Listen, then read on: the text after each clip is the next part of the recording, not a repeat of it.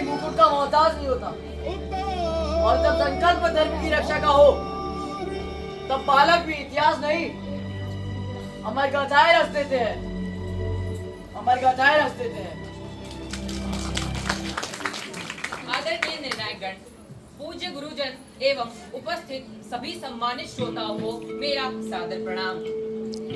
आज हम आपको जिन 4 बालकों की गाथा सुनाने जा रहे हैं, उन बालकों की गाथा सुनते हुए केवल कान ही नहीं आत्मा गूंज उठती है। यह कथा ऐसे 4 बालकों की है जिन्होंने यह सिद्ध कर दिया कि मनुष्य की आयु चाहे कम हो, तो यदि उसका आत्मबल विशाल है तो वह युगों युगों तक अमर रह सकता है।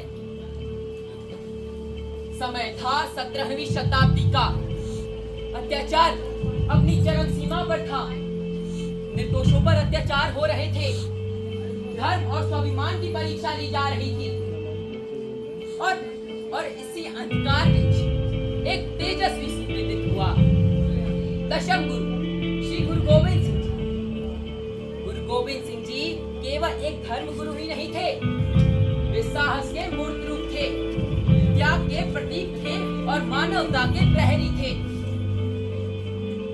गुरु गोविंद सिंह जी ने अपने पुत्रों को केवल अस्त्र और शस्त्र ही नहीं चलाना सिखाया, उन्होंने अपने पुत्रों को यह शिक्षा भी दी। सत्य पर अड़िग रहना, अन्याय के सम्मुख कभी सिर न झुकाना और धर्म की रक्षा के लिए जीवन भी अर्पित करना पड़े तो पीछे न हटना। और इसी शिक्षा का आगे चलकर एक अमर अध्याय में विकार होता है। सन 1704-1705 में आनंदपुर साहिब का किला चारों ओर से शस्त्रों से घिर चुका था। दिन बीतते गए, भोजन समाप्त होता रहा। अब तो पानी भी दुर्लभता का परिचय दे चुका था। पर गुरु गोविंद सिंह जी और उनके सिंहों में तनिक उत्साह कम न हुआ। परंतु दुखद परिस्थितियों के कारण किले को छोड़ना पड़ा और यहीं से वह विभीषिका जन्म लेती है, जिसका वर्णन इतिहास के पन्नों में किया गया है। परिवार बिछड़ गया। एक और बड़े साहिबजादा अजीत सिंह और साहिबजादा झुंझार सिंह अपने पिता के साथ, और दूसरी ओर छोटे साहिबजादा फतेह सिंह और साहिबजादा सुदावर सिंह अपनी दादी माता खुशी के साथ अलग हो चुके थे।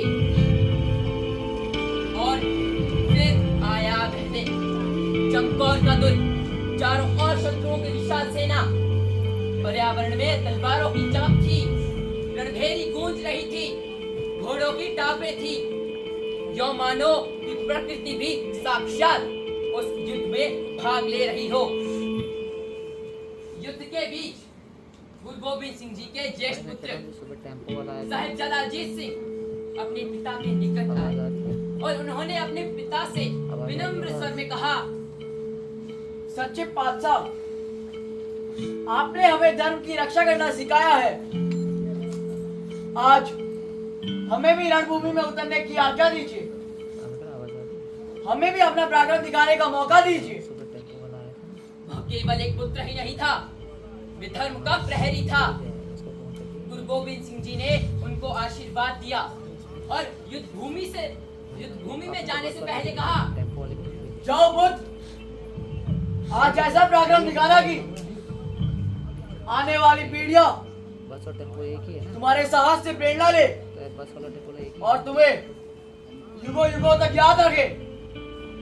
जो ही साहिबजादा अजीत सिंह को रण क्षेत्र में उतरनी आज्ञा मिली, क्यों ही वे सिंह की गर्जना के साथ शत्रुओं पर तोपों की तरह टूट पड़े।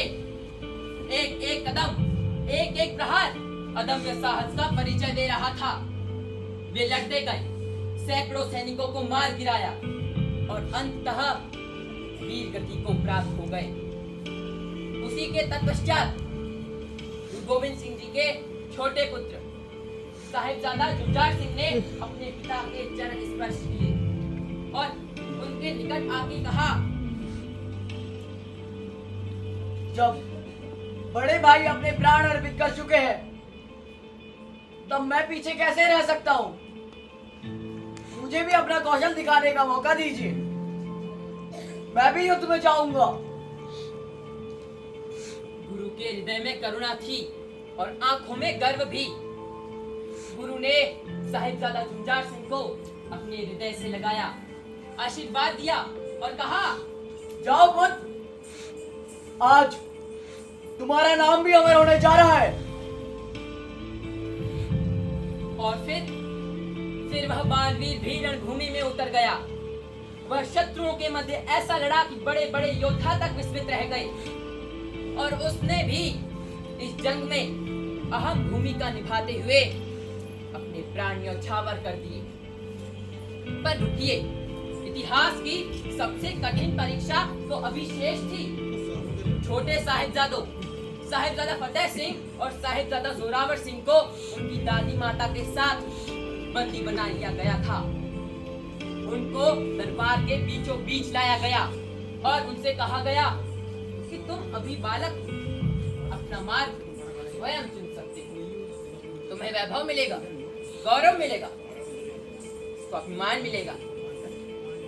देखो, अब तुम्हारा जीवन तुम्हारे फैसलों पर टिका हुआ है। पूरे दरबार में सन्नाटा छा गया। पूरे दरबार का दृश्य उन बालकों पर टिका हुआ था, पर वे तनिक भयभीत नहीं थे। उन्होंने दृढ़ स्वर में उत्तर दिया, धर्म बिकाऊ नहीं होता, सत्य छोड़ा नहीं जाता। प्राण जा सकते हैं पर सिद्धार्थ नहीं। उनके अडिग रहने पर उन्हें कठोर दंड दिया गया और वे भी अपने सिद्धांतों और धर्म पर अटल रहते हुए इस देश के लिए शहीद हो गए। श्रोतागण, यह कथा केवल कोई 4 बालकों की नहीं, यह कथा उस शिक्षा की है जो एक पिता ने अपने पुत्रों को दी कि सत्य के मार्ग पर चलने वाला कभी पराजित नहीं होता। आज हमारे सामने युद्ध भूमि नहीं, पर हमारे समक्ष अन्याय है, प्रलोभन है, लालच है। अगर उन साहिबजादों के चरित्र का कोई एक अंश हमारे चरित्र में आए तो संसार की कोई शक्ति हमें झुका नहीं सकती। आइए संकल्प ले कि सत्य का साथ देंगे और अपने चरित्र को ही सबसे बड़ी शक्ति बनाएंगे, क्योंकि जिसका साहस अमर हो जाता है उसकी आयु नहीं पूछी जाती, उसका इतिहास पढ़ा जाता है। वंदे मातरम, वंदे मातरम।